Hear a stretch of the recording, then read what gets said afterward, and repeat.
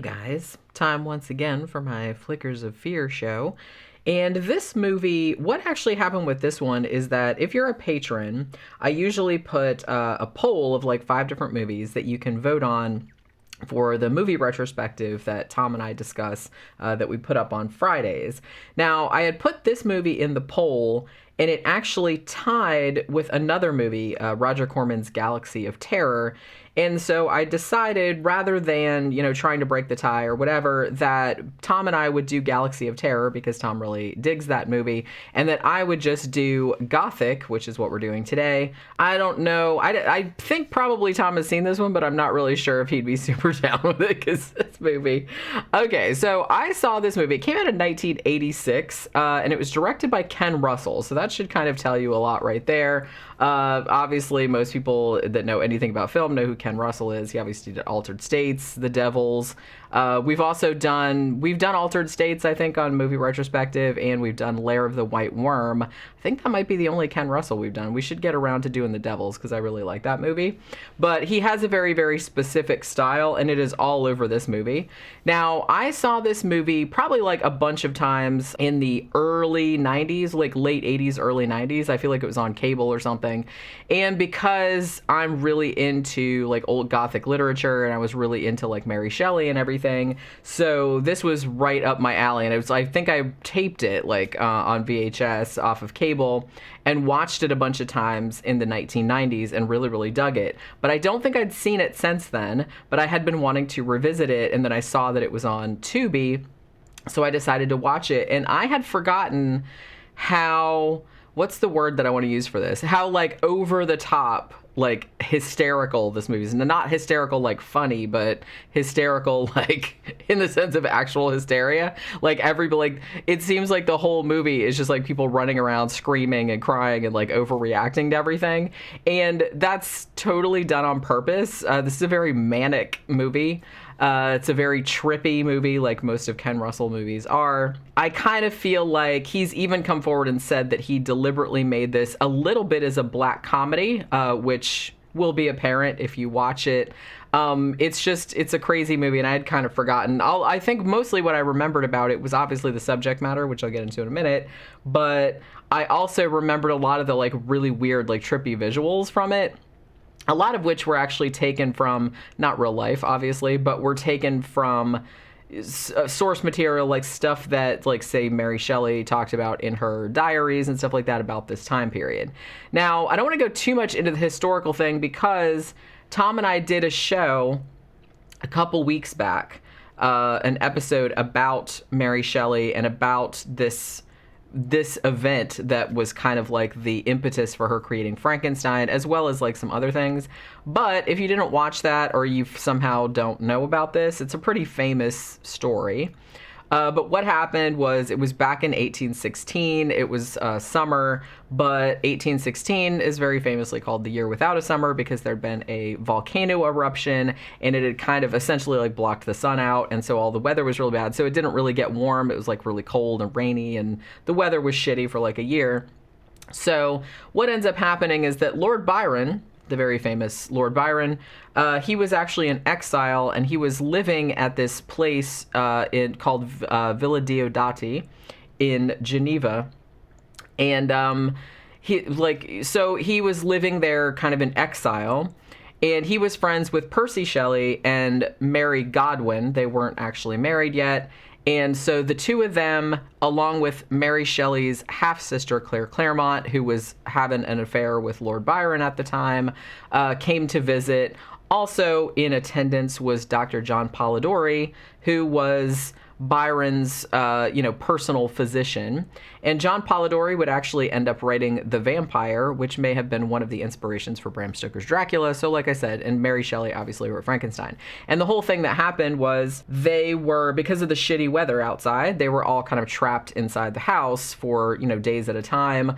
Maybe taking a bunch of laudanum, opium type stuff. No one's entirely sure, but it could be. Maybe there was some orgy kind of stuff going on. There certainly is in this movie, but I'm not sure how, realistic that is. They were kind of all into free love and everything, so could have been. So there was a lot of that kind of stuff going on. And one night, they all started reading ghost stories to one another from this book that Byron had called Phantasmagoriana, which was like a translation into English from German, so it was German ghost stories.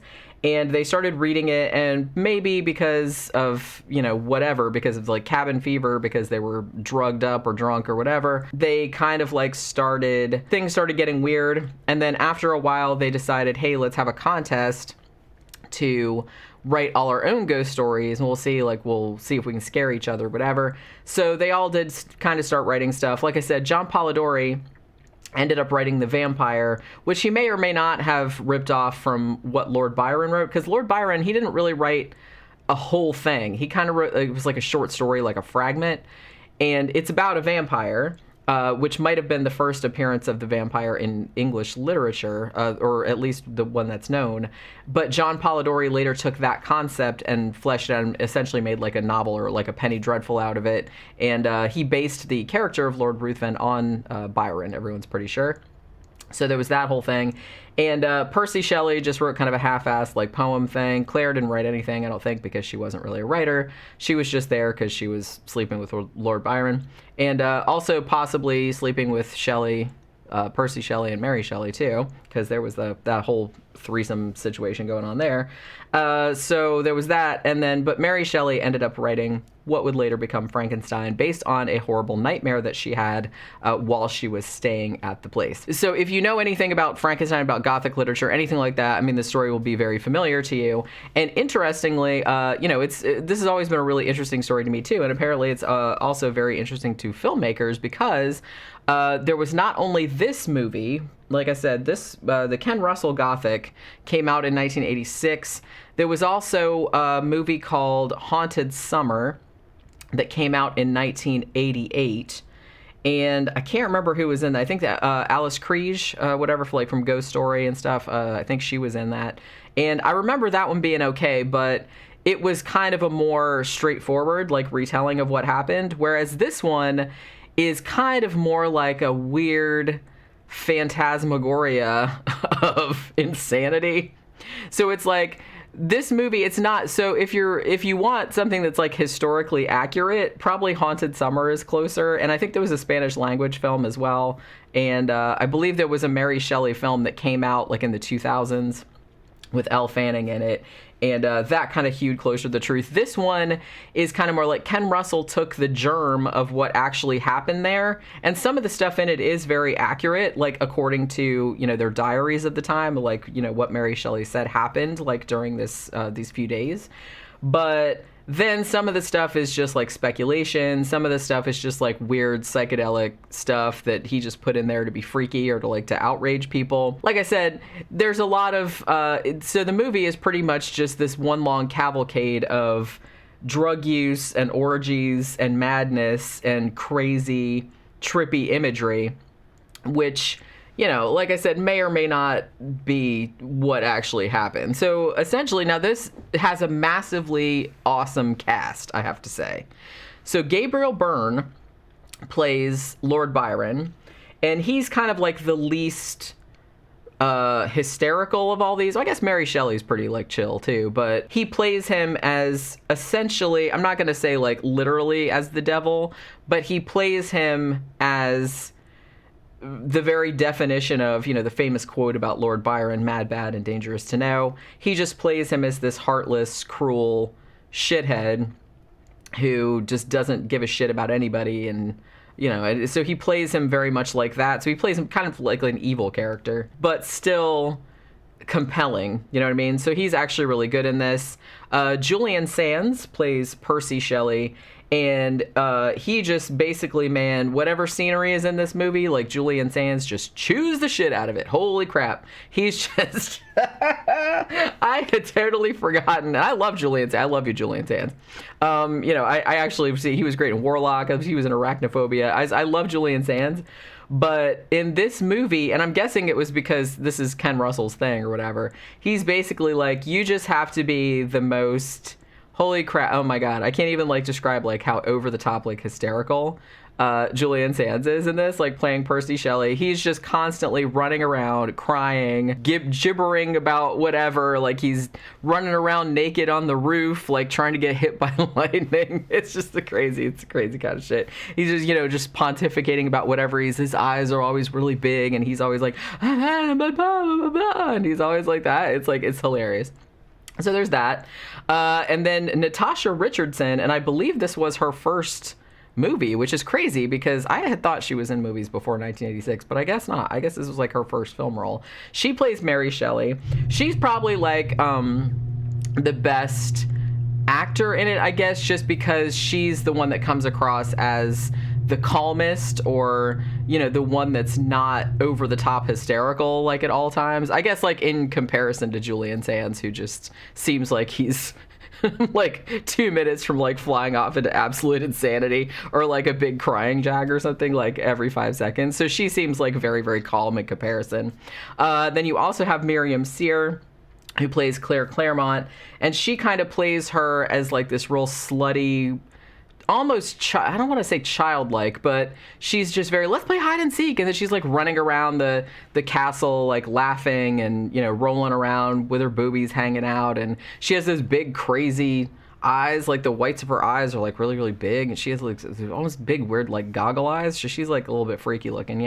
And the wonderful Timothy Spall playing Dr. Polidori. Now, Timothy Spall, I had known him like from all those old like Mike Leigh movies from back in the 70s and 80s. Most people will probably recognize him as Wormtail from the Harry Potter movies, but he's in this, and he plays Polidori. I'm not sure, like I said, how accurate this is. It's possible it's accurate, but he plays Polidori as very much a closeted, or a gay guy who is, because he's religious, he's afraid that God's going to punish him for being gay, but he is totally into Lord Byron and doesn't like make any bones about it. And he's also, there's one scene where they're all kind of like talking in front of the fire reading ghost stories, and John Polidori just straight up comes up and he just like goes over his shoulder and like sticks his hand in like Percy Shelley's shirt and starts like rubbing his nipples and stuff. So it's like, that's the kind of movie this is. There's just all kind of this stuff going on, and there's one point too where he's kind of wearing this thing that looks like, I guess it's like a white shirt, like a night shirt, but then it almost looks like he has like a white corset on underneath, but there's like nothing underneath it. And he's doing this weird thing where he's like whacking his hand like into this nail on the wall, like almost like self-crucifixion type of situation. And it's like, so he comes across as like very foppish, and I think Lord Byron even calls him that, and like, kind of gets on his case for being gay for him and whatever. So he's great in this too, but like I said, don't go into this movie. I mean, if you know anything about Ken Russell movies, I don't think the tone of this will shock you or anything, but don't go into this expecting some kind of like historically accurate, like, these writers are doing this, and no, it's not like that. Everybody is just like a running, screeching, drug addicted, hallucinating mess, and it's just like there's orgies, they're all, there's boobies, there's blood, there's all of this kind of crazy shit going on. And it's just that I had forgotten how batshit and how like manic the tone of this movie was, like with all the running around.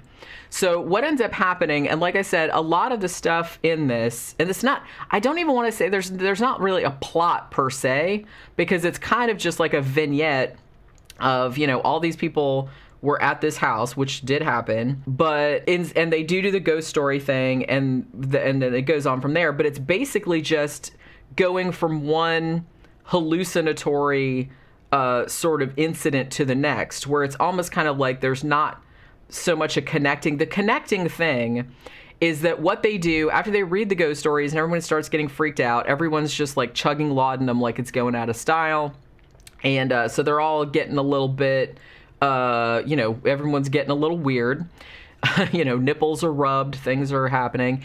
And so they do the ghost stories, everyone's creeped out, and then they have this thing, like Lord Byron says, hey, I found this skull, as one does. I guess like the gardener like dug it up, and found it, and it was like, hey, here, I found a skull, you want it? And he's like, yeah, sure.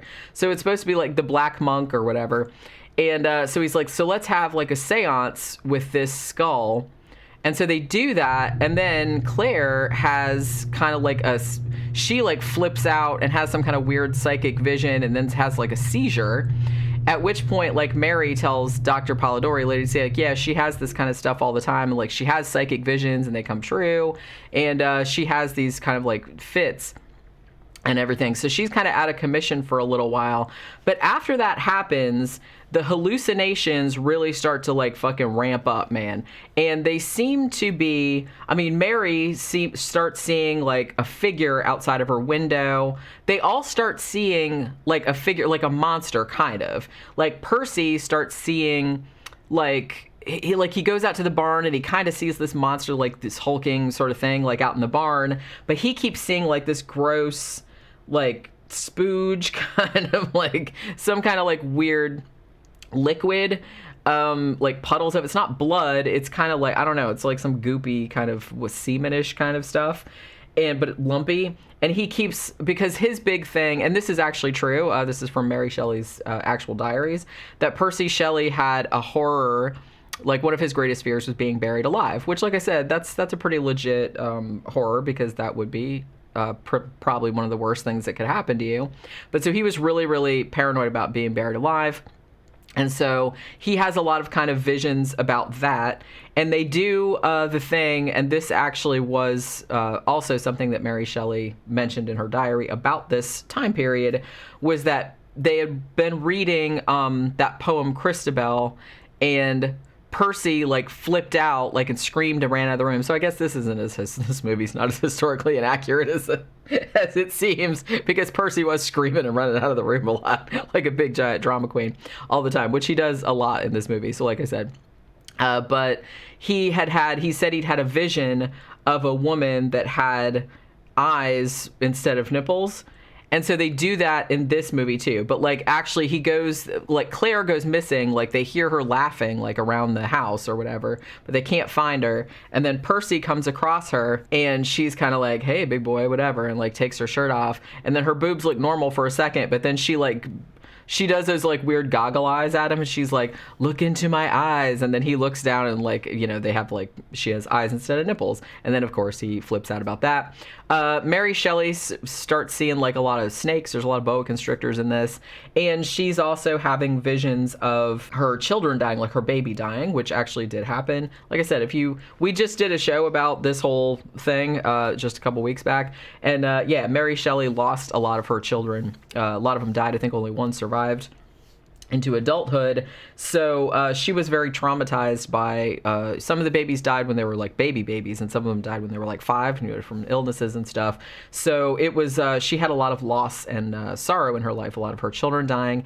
And some people have speculated, and I kind of feel like that maybe is one criticism that I could level at this movie, was that it basically kind of straight up says that Mary Shelley wrote Frankenstein because she wanted to bring her dead children back to life, which may or may not be true to an extent, but it does seem like a little glib and reductive to just kind of like say that was the motivating force, because there was a lot of other shit going on in her life too, which, like I said, I went into on the show. Like she, grew up in kind of like a scientific, like the Enlightenment and everything, and she was fascinated by, galvanism and all this kind of stuff that was going on with electricity and stuff like that at the time, and grave robbing and that kind of stuff. So I don't know if that was her only motivation, but it does kind of go into that. And so she has a lot of like really creepy visions of, like, she has visions of her, having a dead baby, and then, she has a lot of dead baby kind of visions. So there's all that kind of stuff going on. So everybody, it's almost kind of like, and then Claire's big fear is rats. And then at one point they find her and she's down in the dungeon or crypt or whatever the fuck that everybody has that in their house, you know, just like in the lower regions. It just all looks like this big fucking basement dungeon down there. So they find her down there and she's like naked and all muddy and she's got like a rat in her mouth. So basically what happens in this is that after they have the seance, all of their fears coalesce into a creature, pretty much. So it's almost kind of like making a meta commentary about all of these writers and, you know, particularly Mary Shelley, who made a creation, like in the sense of the book, but also Dr. Frankenstein making the creation. But he's kind of like making a little bit of a meta statement or like a little sly in-joke or something like that about all of these writers getting together and making a monster that's comprised of all their worst fears. So that happens. So like the bulk of the movie is just them running around experiencing scary shit, like that's their own fears kind of like coming back. But it's usually like kind of like a lumbering monster, but you don't really see it. And, you know, or eating rats or seeing snakes or whatever. So it's that kind of stuff.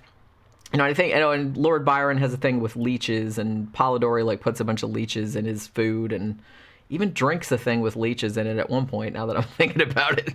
It's a pretty gross-ass movie. It's a lot of fluids and, you know, snakes and leeches and that kind of shit. But yeah, so there's all that kind of stuff going on. And so, yeah. But so after they kind of have come to the conclusion that they have made a creation out, like they've sort of summoned it from the ether because all their fears are so prevalent that they've made a creature out of it. They've like brought it to life. So after that, they kind of decide, well, we have to like, we have to have another seance because since we conjured it with our minds, then our minds is the only way we can get rid of it. So then that kind of like has to happen. This is a really, really weird movie. And I kind of feel like, and it's weirder than I remember. I remembered it being weird because I remembered like all the like creepy, like crazy imagery and stuff, like the eye boobs and all that kind of shit. But I had forgotten, like I said, how over the top, like this kind of hysteria that sort of permeates it. I had forgotten about that. And I had also forgotten that for the large part of it, it's just this one night where everyone's basically just like tripping out. Like everyone's just on a really bad trip. And then it ends. You know what I mean? And then like the end of it is just like the next morning, everyone's fine, seemingly. Oh, have some tea. Yeah, that's just how it goes. Like the nights here at Villa Diodati. You'll get used to it. You know, everything's fine the next day. No ghosts in the daylight, says Lord Byron, Mary Shelley. And she's like, oh, I suppose so. And then basically it fades out. And then it kind of goes to the present day, or, you know, the contemporary, like 1986. And then they have like a tour boat going by, because at one point, like one of the last things that Mary sees in her hallucinations is she sees a vision of everyone's future. And if you know anything, like I said, about the biographies of these actual people, she sees what actually happens to them. Like she sees Percy drowning, and then her and Byron like burning his body on the beach. She sees Claire. What does she see? How did Claire die? I can't even remember how Claire died. I just remembered she kind of went off. Oh, she sees a vision of Byron with him and Claire's daughter, Allegra, like putting Allegra in a coffin, because Allegra did die when she was 5, as far as I recall. So she sees visions of the future, so that like kind of bummed her out. But that was like, it was really weird, because that's kind of like all that shit happened, and then like the next day everything was fine again. Like nobody said like, did that even happen, or was it nightmares or whatever? But so I don't know, it was just really weird. But then so like the last scene is a modern day tour group, and it's kind of going by Villa Diodati, and it's telling about what happened to everybody, how Lord Byron ended up dying like a couple years after this, and Percy died, and you know, Mary and Claire were the only ones that were kind of left alive, and John Polidori like killed himself, which she also saw a vision of. I thought that was a little weird. Like I guess he had that in there for the benefit of people who wouldn't get that Mary was seeing visions of the future. Because it's like I knew, because I knew what happened to Percy Shelley, and I knew what happened to John Polidori and stuff, because I'm into this incident, so I kind of knew a lot about it. So they had kind of had that little thing tagged on the end where there's kind of like, yeah, this tour guide is just saying, and then Lord Byron died of this and that, and Percy Shelley drowned and stuff. So I guess so audiences would be like, oh, I get it. So she was seeing the future, and we're this monster that we created from our fear is going to stalk us like until we're dead and stuff like that, which was kind of like the whole thing. So yeah, this movie is on Tubi at the moment. If you're into, Frankenstein, Mary Shelley, any of that kind of stuff, I would recommend seeing it. But like I said, it's Ken Russell, so it's really weird.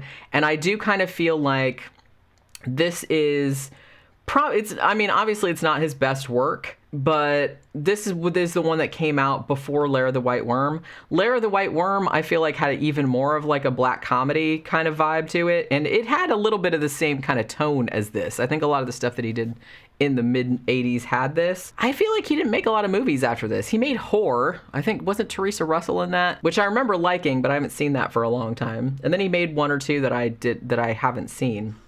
But it's just it's kind of silly, and it's like way, way over the top, especially Julian Sands. He is like super, super over the top, but it seems deliberate. You know what I mean? It's not like, oh, everyone's just bad actors, because obviously these are all like really good actors. So I kind of feel like that was a choice that they all made. It's like, let's just make this as over the top hysterical as we can. Like I said, Gabriel Byrne is pretty chill as Lord Byron. Natasha Richardson is pretty chill as Mary Shelley, but Julian Sands and the chick that plays Claire Claremont, and Timothy Spall as well, they just ham it the fuck up. I mean, big time. So, you know what I mean? So, and like I said, the bulk of the movie, it's about an hour and 45 minutes or whatever it is. The bulk of the movie is them just like running around screaming and seeing fucked up shit, like for most of the runtime of the movie, like once they do the seance. So just know that going, it's not plot heavy. But it's an interesting cultural curio, and it's an interesting Ken Russell film. It's not my favorite, but I don't know. I still kind of love it anyway, even though it's kind of ridiculous, but it's kind of ridiculous in an awesome sort of way. But this is definitely not a standard, like, historical, a very staid historical. And this is what happened, like, when they were all at the Villa Diodati, all these romantics and stuff, these writers. It's crazy. Like I said, there's orgies and drugs and bloodletting and just all kind of crazy shit. But yeah, so it's super trippy. So yeah, if you haven't seen it, it's on Tubi for free. So go watch it. Also, got to give a shout out. I really like that they put the Henry Fuseli painting, The Nightmare, in there. Probably one of my favorite paintings ever. And so I like that they kind of used a version of that with Natasha Richardson laying down with like a little imp boy like sitting on her chest, like for the poster, and the cover of the VHS and everything. So I kind of like that. And they actually put the actual painting, or obviously not the actual painting, because I think that's in London, but they put, a copy of the painting in the movie. So I thought that was kind of neat too. Kind of tied the whole thing together, just like the dude's rug. But yeah, so it's on Tubi. Go watch it. Tell me if you've seen it. Tell me what you think of it, because I'm really, really curious about this one. I've been wanting to do this one for a while, because like I said, I haven't seen it for years. And I remembered seeing it a bunch of times back in the day, because I used to have it on VHS. But yeah, so I had forgotten like how ridiculous it was, but I still kind of love it. So yeah, so that'll do it for this Flickers of Fear. I will see you guys on the next one. Bye.